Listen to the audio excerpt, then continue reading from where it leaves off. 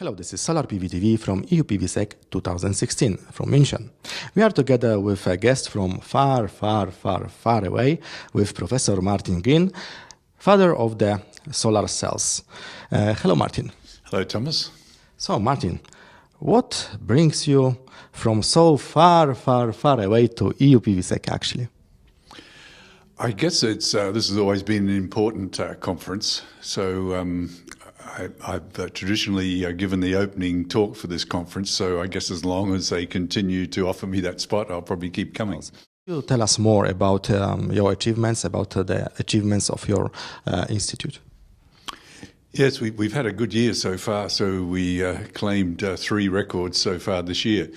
But we're working on a wide range of technologies. We're quite a large university-based research group. So we now have about 125 PhD students. So quite a lot of different projects underway. But one of the projects is dealing with copper, zinc, tin, sulfide solar cells, which is a earth-abundant technology that many other people are working on. But we claimed a record for the first cell that was 1 centimetre squared, which is the standard test size, and that was about an 8% efficient cell. So that technology is in its very early stages, but I can remember back when both cadmium telluride and CIGS technologies were at similar efficiency levels, and it just took a lot of hard work to get them up to the 22% level where they now are.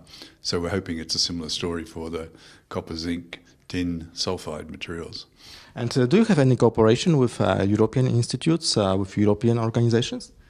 We've had a lot of cooperation over the years. So we've had many researchers from Germany in particular visit us over the years, and some have stayed in Australia, some have gone back home. But I was lucky enough to win a Humboldt Fellowship in about 10, 15 years ago. So that involved spending a lot of time in Germany. So I established a lot of good links with German researchers as a result of that program. And we've had several Humboldt Fellows visit us and stay within our group. And at least one of those has stayed on with us. And what do you think, Martin, taking into account your experience and also a lot of achievements in the solar energy, how do you feel about the European research, about the European institutes? Do you think that Europe can be and can retain its leadership position in the solar industry? And research, of course. Yeah, Europe's played a very important role in the development of the industry. So there's a number of very strong research institutes throughout Europe. But I think the major contribution to photovoltaics may have been the German feed-in tariff program, which really was responsible for getting the industry to the stage that it's at now. Without that program, I think we wouldn't be looking at the very low costs we're seeing for solar photovoltaics at the present point in time. You recently wrote a book about the Chinese industry. So I'm sure you were observing the fact that actually people a bit forgot about new technologies. The industry focused mainly on the scaling up and getting the cheapest price possible. Do you notice that it is changing slightly now? I think Chinese manufacturers have always been quite adventurous. So I don't think it's the fact they decided to concentrate on established technology. So I was very closely involved with the founding of the first manufacturers in China. In fact, people from our research group actually started 3 or 4 of the earliest companies to begin manufacturing there. And they have been quite adventurous in terms of introducing new technology onto the market. I think much more adventurous than the industry was prior to its recent growth. So I think they concentrated on silicon technology originally, but they did a lot of exploration of thin film technology, but it just turned out they were able to get the cost of the mainstream silicon technology. They were able to get the cost out of that to take it to much lower levels than anyone had anticipated was feasible. So now you think that they will put more attention to the new technologies and next generation technologies?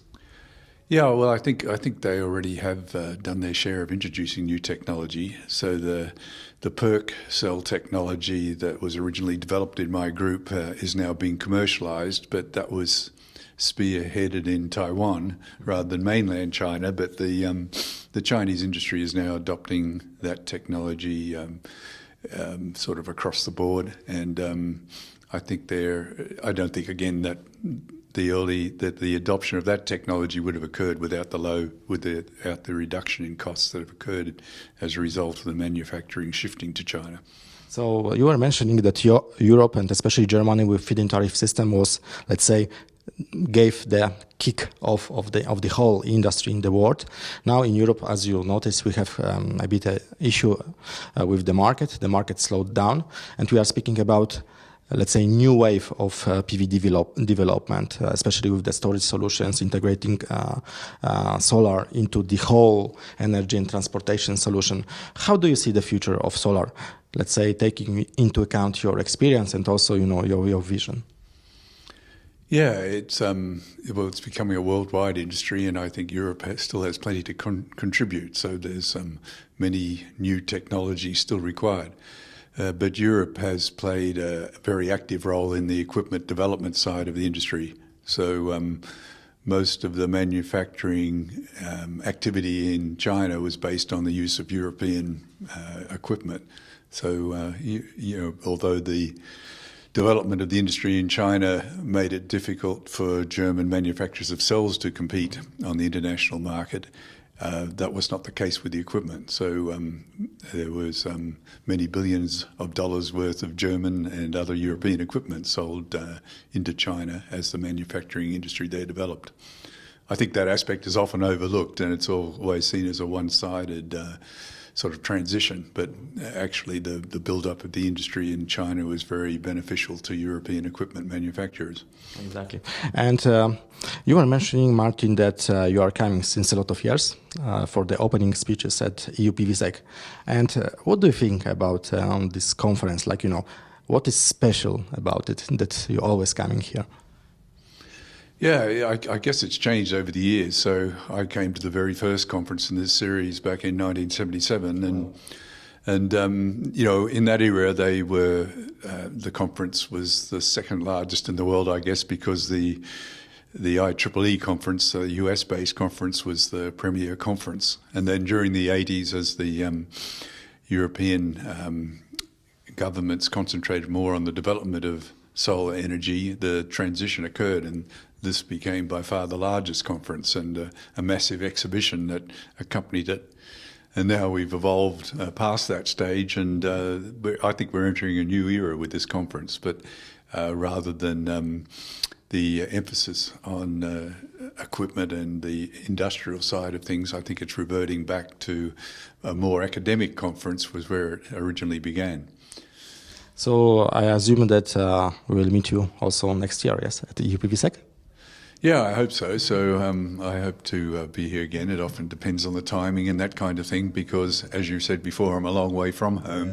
So it's not trivial to make a commitment to come over to Europe to attend a conference like this. But, this conference looks like it's going to be a very good one. So in all probability, I will be here next year. So thank you so much, Martin, and hopefully we'll meet each other at the EU-PVSec 33rd edition next year in Europe. That was Solar PV TV together with Martin Green from far, far away from Australia, who is every year coming to EU-PVSec in Europe.